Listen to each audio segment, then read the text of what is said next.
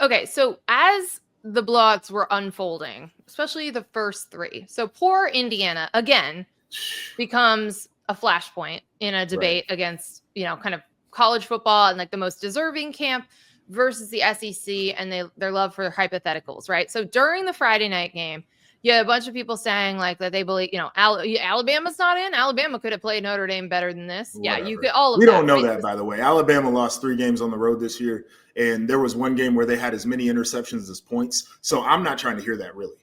There was a lot of that during the SMU game. And honestly, to your point, that was basically Jalen Milroe against Oklahoma is what happened to Kevin Jennings against Penn State.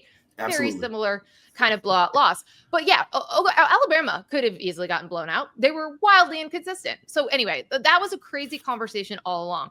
Meanwhile, you had Lane Kiffin, head coach at Ole Miss, another team that got left out, tweeting through all of it. So he was tweeting during all of these blowouts. And this one was during the Penn State SMU game. He tweets, "Way to keep us on the edge of our seats, committee, ... riveting." So he kept doing this. He was going at the quality of the games. You know what was riveting? Was when they lost to Kentucky. That was riveting.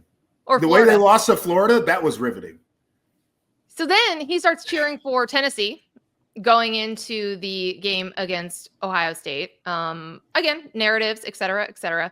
He's retweeting quotes from Paul Feinbaum, who says, quote, "So far, the CFP selection committee has given us some blockbusters, ...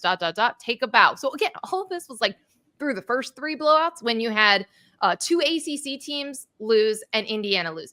These were the lowest seeded teams in the bracket, by the way. Like, they are supposed to lose. People did not pick them to win these games.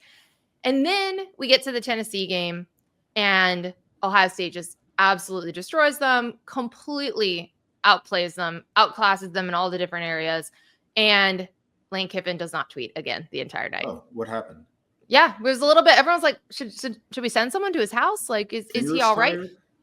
But that narrative was insanely frustrating.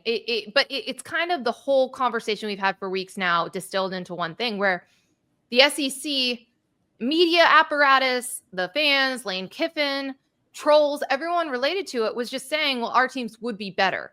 The hypotheticals again. Meanwhile, like you have data points where you play badly against worse teams that were in the playoff. 6-6 teams that are barely bowl eligible. And that was infuriating because, again, it doesn't invalidate someone making the bracket if they go and lose, because 11 of these teams that made the bracket are going to lose games. And all of a sudden it had to be this referendum on their entire season and their worth as a team. Like, it was crazy to see the way that people were talking about Indiana after they lost to Notre Dame, a team that I have in my bracket playing for a national championship. It's funny because I've got Alabama fans that are still in my mentions as we're recording this. And it's like, dog, you might have had an argument if Tennessee would have gone into the horseshoe and would have beat Ohio State. Like, I might be like, okay, we can entertain this potentially. Tennessee got run off the field. It was 21-0 at the end of the first quarter. Ohio State rolled 4 quarterbacks into that game. They started putting the backup quarterbacks in with 10 minutes left in that football game. It wasn't close. It was pure domination of your SEC third best team in that conference. And Ohio State finished 4th in the Big Ten, by the way. Like, it's done. I've given the SEC benefit of the doubt too, just as somebody who understands how like players make teams, they make coaches, like they are very talented teams. But that doesn't mean that I'm going to give them all of the benefit of the doubt when it comes to who should be in the postseason. Like, I can't overlook certain losses. And at a point, there has to be a penalty for losing games, and in particular, games that you have no business losing. And so, like, I understand this, well, who did they beat thing. Like, I think winning is the most important thing in the sport. But you get no leeway, and I will not shed a tear when you have not proven on a week-to-week basis that you can do the winning things it takes against competition that's not very good. So, like, congratulations for the engagement that you guys are going to get this weekend.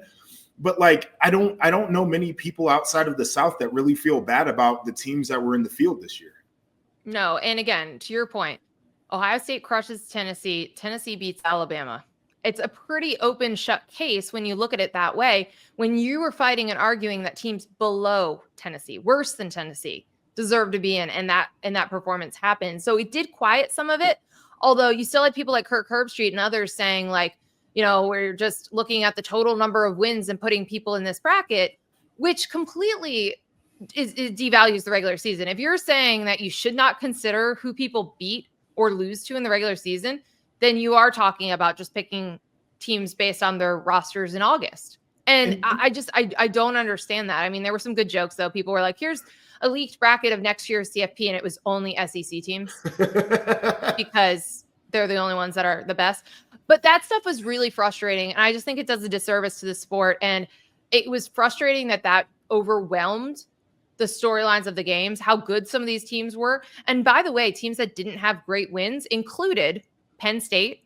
Yes. Included Notre Texas. Dame. Included Texas. And yes. by the way, those teams all certainly look like they belong and made up for the shortcomings on their resumes and got the ability to host these games. It was a frustrating weekend, but the good that we saw were the on-campus games were phenomenal. That part was awesome. The atmospheres were great. The broadcast did a great job of showing a lot about what makes these games special. You could hear the fans really well. You saw the bands, you saw the cheerleaders, you saw the pomp and circumstance around these games as well.